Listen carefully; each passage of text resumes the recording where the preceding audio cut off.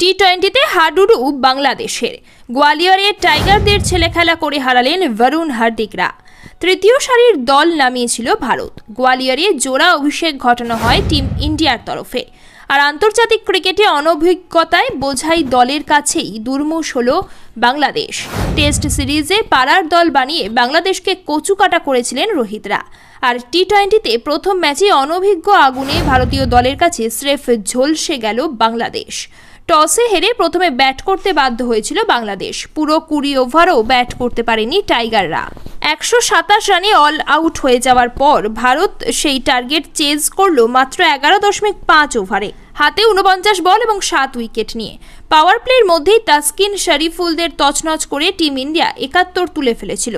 Abhishek Sharma cyclone মেজাজে শুরু করেছিলেন তাসকিনকে 4 ছক্কা হাঁকিয়ে। রান আউট না হলে আরও দুঃখ ছিল বাংলাদেশের কপালে। সূর্যকুমার যাদব, সঞ্জু স্যামসন তুচ্ছ-তাচ্ছিল্য ভরা ব্যাটিং মেজাজে বাংলাদেশকে তুলোধনা করে যান।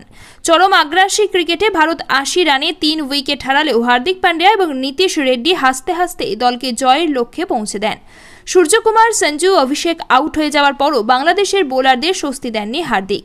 5টি বাউন্ডারি, জোড়া ছক্কায় ম্যাচ ছেলেখেলার পর্যায়ে নামিয়ে আনেন হার্দিক। ভারতের বিরুদ্ধে প্রথমে ব্যাট করতে নেমে শুরু থেকেই সমস্যায় পড়ে গিয়েছিল অর্শদীপের সামনে পাওয়ার প্লেতে।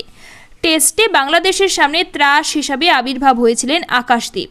আর টি-20 শুরুর ম্যাচেই শান্তের দলকে অশান্ত করলেন অর্শদীপ। নিজের প্রথম 2 ওভারে অর্শদীপ লিটন এবং ইমনকে তুলে নেওয়ার পর মাঝের ওভারে বাংলাদেশ ভড়কে যায় বরুণ চক্রবর্তীর স্পিনে। দীর্ঘ 3 বছর পর জাতীয় দলের জার্সিতে প্রত্যাবর্তন ঘটেছিল তামিল স্পিনারের। আর তিনি ঘূর্ণির জাল নিয়ে গোয়ালিয়রের পিচে স্পিনের প্রশ্নমালা নিয়ে হাজির হলেন। তাওহিদ হৃদয়ের ক্যাচ স্কয়ার লিগে মিস না করলে প্রথম ওভারেই উইকেটে দেখা পেতে পারতেন তিনি।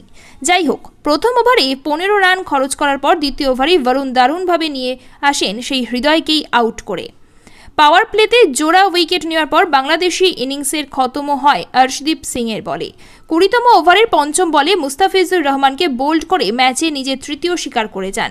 মেহেদী মিরাজ এবং ক্যাপ্টেন নাজমুল শান্ত বাদে কেউই ভারতীয় বোলারদের সামনে দাঁড়াতে পারেননি।